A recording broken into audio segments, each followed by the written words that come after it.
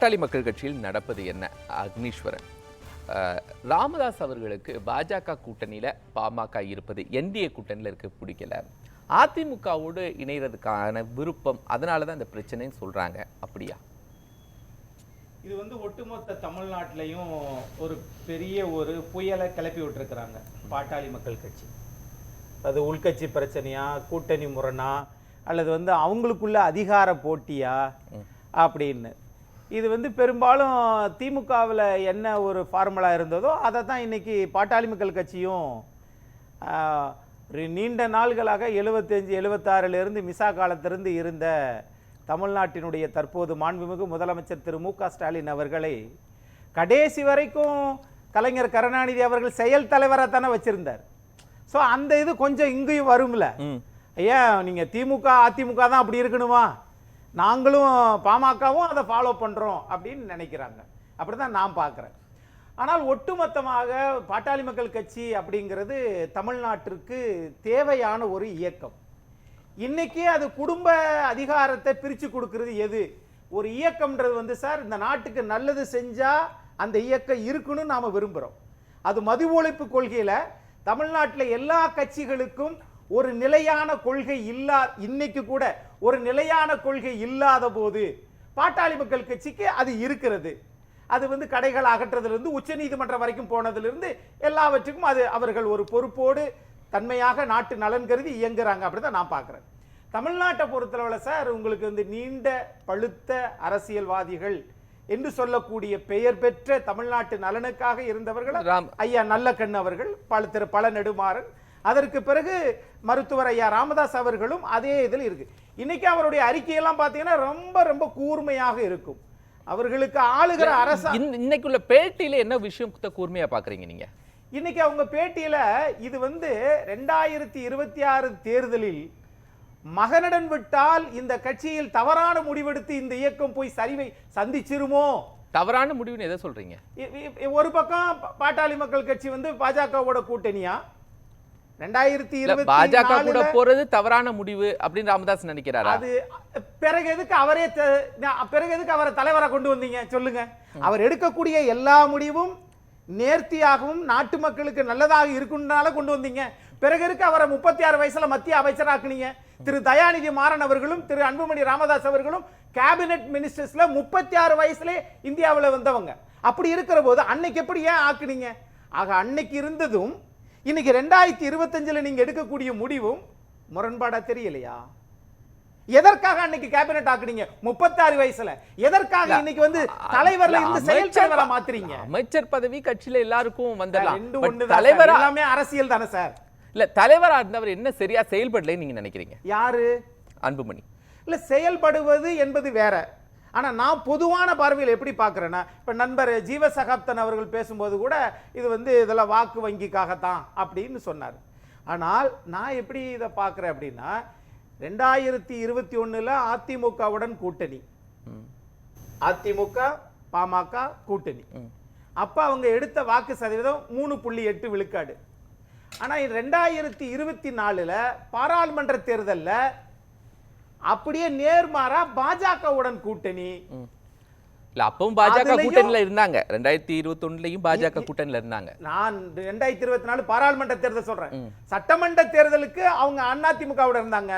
பாராளுமன்ற தேர்தலுக்கு பாஜக அதிமுக பிரதமர் வேட்பாளர் அதிமுக பாஜக இருந்துச்சு. அப்ப எல்லாம் சேர்ந்து இருந்தீங்க, அப்புறம் பிரிஞ்சுட்டாங்க. அப்படி பிரிஞ்சு வந்ததுக்கு பிறகும் பிரிஞ்சு போயிட்டாங்களே, அப்படினால வாக்கு சதவீதம் குறைஞ்சிச்சா? சட்டமன்ற தேர்தல் 3.8னா பாராளுமன்ற தேர்தலில் பாஜகவுடன் கூட்டி இருக்க போது 4.2 உயர்ந்திருக்கு. ஆகவே அப்ப யாரு தலைவர்? திரு அன்புமணி ராமதாஸ் அவர்கள் தான் தலைவர். ஆகவே இவைகள் எல்லாமே நீங்க இந்த தமிழ்நாட்டை பொறுத்தளவுல சார், ஒரு இயக்கம் 89 இருந்து எவ்வளவு தூரத்துக்கு ஆகி ஒரு இடஒதுக்கீடுக்காக இது பண்ணி போராட்டம் பண்ணி அதை நடைமுறைப்படுத்தி, அப்ப என்னதான் சார் பிரச்சனை? என்னதான் பிரச்சனை? ஒரு 2 நாள் டைம் கொடுங்க. இன்னைக்கு நைட்டு தான் திரு அமித்ஷா இந்தியாவினுடைய பலமான உள்துறை அமைச்சர். 4 மாச பிரச்சனை சார். இப்போதைக்கு நமக்கு தெரிந்து 4 மாத பிரச்சனை இப்போ டி ப்ரோமோட் டு செயல் தலைவர் அதுல வந்திருக்கு. அதாவது அந்த கணிப்பை மட்டும் நீங்க சொல்லுங்க. திரு ராமதாஸ் அவர்கள், திரு அன்புமணி ராமதாஸ் அவர்களுக்கு பதவியை கொடுக்கிற போது அதை யோசித்திருக்க வேண்டும். ஒருவருக்கு பதவியை கொடுத்து விட்டு பட்டாபிஷேகம் நடத்தியதற்கு பிறகு நீ திரும்பவும் கீழே பதவி இறக்கம் பண்ணுனீங்கன்னா மக்கள் பார்வையில் எப்படி நடக்கும்? ஒருவேளை தடுமாற்றம் தலைமைக்குள்ளே நடக்கிறதா? இது உங்கள் குடும்பம் என்று நினைக்க வேண்டாம். அது பல கட்சி அது வேணாம். ஆனால் தமிழ்நாட்டில் வன்னியகுல மக்களுக்காக இருக்கக்கூடிய ஜாதி கட்சி தான் பாமக. ஆனாலும் தமிழ்நாட்டுக்கு அப்படி இருக்கக்கூடாது, எல்லாருக்குமான கட்சியா இருக்கணும்னு அன்புமணி விரும்புறாரு. நான் எப்படி கேட்கிறேன், ஏது தலைவர் மட்டும் ஏன் திரு கோகா மணி அவர்கள் பல ஆண்டு காலம் இருந்தவரை ஏன் நீங்க மாத்துறீங்க? அப்ப ஏன் வந்து திரு முகுந்தன் அவர்களுக்கு புதிய பதவி உருவாக்குறீங்க? ஆக உங்கள் குடும்பம் மேலே வர வேண்டும், அதிகாரத்தை சுவைக்க வேண்டும் என்பதற்காக அந்த இயக்கம் பால்பட்டு விடக்கூடாது. அப்படிதான் நான். நீங்க குடும்பம் சொல்றீங்க, பட் பொதுவா அதிமுக கூட போறதுக்காக பாஜக என்டிஏல இருந்து வெளில வராங்க. அங்க யாரு கூடயும் போகட்டும் சார், அதிமுக கூட போட்டும் பாஜக கூட போட்டும் அங்க போகட்டும் சார். அரசியல் பேச்சு தேவை கிடையாது. ஆனால் அவர்களுக்கு வாக்கு சதவீதம் கூடுகிறது. அப்படி என்றால் மக்கள் இன்னும் நம்பிக்கையோட தான் இருக்கிறாங்க. அதுதானே. நீங்க தலைமை மாறுவதனால் வாக்கு குறையுதுப்பா, அங்க பிரச்சனை. அதனால சரிவை சந்திக்கிறாங்க இன்னும் சொன்னால் ஏத்துக்கொள்கிறோம். ஆனா கடைசி வாக்கு தானே இந்த நாட்டுல பேசுது. என்ன பண்ணியாலும் ஜெயிச்சிட்டியா? சட்டமன்ற தேர்தலை பொறுத்த வரைக்கும் அதிமுகவோடு இருந்தால் இன்னும் அதிகப்படியான வாக்குகள் பெறலாம் சார். அந்த கணக்கு தெரிஞ்ச அனுபவசாலியாக இருக்கிற காரணத்தினாலதான் ஒருவேளை தன்னுடைய மகன் தப்பா கணக்கு போட்டுருவாரோ என்று சொல்லித்தான் அதிகாரத்தை தன் பக்கம் எடுத்திருக்கிறார். அப்ப நான் பார்க்கிறேன் இது நடக்க போறது சட்டமன்ற தேர்தல். மாநில கட்சி அதிமுக. அதிமுக இன்னைக்கு ஏன்னா திமுகவுல இருந்து எந்த கட்சியும் வராது அப்படிங்கிறாங்க, வராமலே இருக்கட்டும். ஆனா நாட்டு நலன் கருதி அவங்க வராமலே இருக்கட்டும். ஆனால் அதிமுக, பாட்டாளி மக்கள் கட்சி, தாவேகா இவை மூன்றும் இணைந்தாலே தமிழ்நாட்டில் மிகப்பெரிய முன்னேற்றத்தை கொடுக்க முடியும். அப்படிதான் நான் நினைக்கிறேன். உங்களுக்கு இல்லண்டலாம், உங்களுக்கு இல்லண்டலாம், நீங்க இல்லன்னு தான் சொல்லுவீங்க. ஆனால் அதுதான் கரெக்ட். ஆமா, நீங்க ஒரு நகைப்புக்குள்ளாகலாம், கேலியாக பேசலாம். ஆனால் அதுக்கு ஏதாவது முகாந்திரம் இருக்கா சார்? நீங்களே ஒரு நம்பர் என்ன சார்? என்ன சார் முகாந்திரம்? இவங்க இங்க தான் இருக்கணும்ன்ற முகாந்திரம். பாமக நகருது அப்படிங்கிறதுக்கு ஏதோ ஒரு முகாந்திரம் தென்படுது. ஆனா தாவேக்காக்கு எந்த முகாந்திரம் தென்படலையே. தமிழக வாழ்வுரிமை கட்சி. நான் சொன்னது தாவேகா சொன்னேன், தாவேகா சொல்லல. நம்ம சோமு சார் வந்து ரொம்ப ஆசைப்பட்டு சொல்றதுனால எந்த கட்சி வந்தாலும் ஓகே. ஆனால் அது நாட்டு நலன் கருதியாக இருக்கணும். இல்லப்பா எல்லாமே இதுப்பா எதுக்குப்பா இருந்தது அப்படின்னு சொன்னா, நீங்க இப்போதைக்கு நேற்றுக்கு நடந்த அந்த நீட்டு விளக்குக்கு பாமக ஆதரவளிச்சிருக்குது இல்லைங்களா? அனைத்து கட்சி கூட்டத்துக்கு போயிருக்கிறாங்க. அப்ப அவங்களுடைய நிலைப்பாடு என்னன்னு கேட்டீங்கன்னா, எந்த நிலைப்பாட்டுக்காக இந்த செயல் தலைவர் என்கிற பதவியை உருவாக்கி இருக்கார்கள் அப்படின்றது நமக்கு தெரியல. இது ஏன்? ஒருவேளை கூட்டணி கட்சியினுடைய இறுதி முடிவை ஐயா ராமதாஸ் அவர்கள் தான் எடுக்க வேண்டும், ஏனென்றால் இது சட்டமன்ற தேர்தல் அப்படின்னு அவர் நினைக்கிறாரா? இல்ல, வந்ததெல்லாம் வந்துட்டோம். போன முறை ஒரு நாடாளுமன்ற உறுப்பினர் கொடுத்தாங்க, அப்பயும் நம்ம பதவியே மத்திய அமைச்சர் பதவி நமக்கு தரல.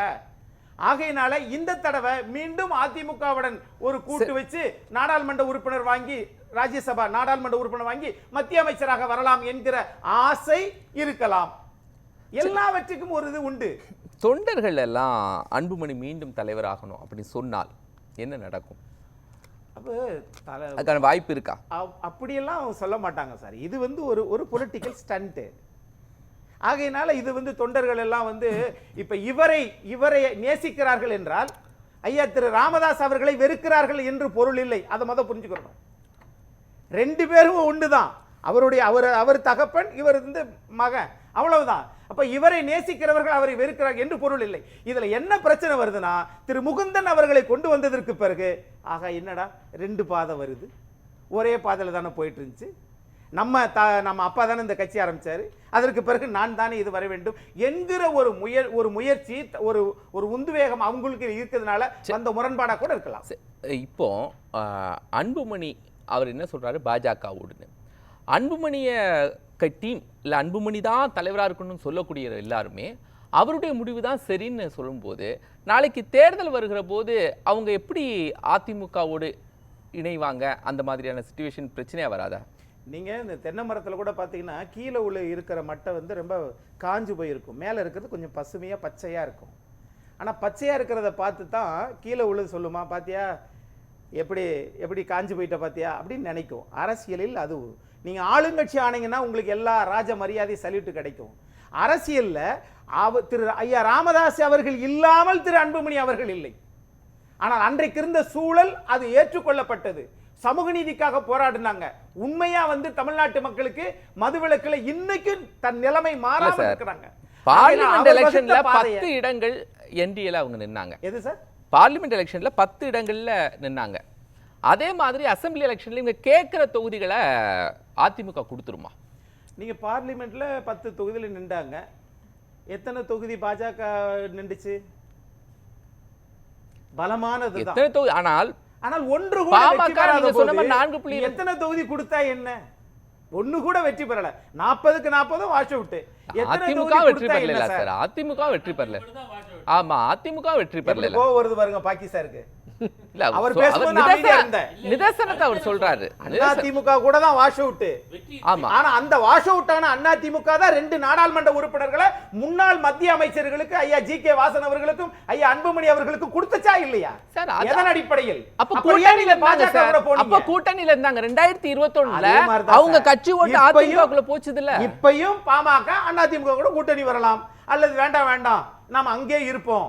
அவங்களுக்குள்ள சில உள் பேரங்கள் நடக்கும் சார். இப்ப எல்லாமே கம்பெனி எல்லாமே கார்ப்பரேட்டா மாறிடுச்சு சார். அரசியல் கட்சிகள் எல்லாம் அவங்களுடைய வசதி, அவங்களுடைய வாழ்வு, அவங்களுடைய வருமான பெருக்கம், இதுதான் இன்னைக்கு பாத்துக்கிட்டு இருக்கிறாங்க. மக்களும் பாத்துக்கிட்டு தான் இருக்கிறாங்க. ஒரு கருத்தை பதிவு செய்ய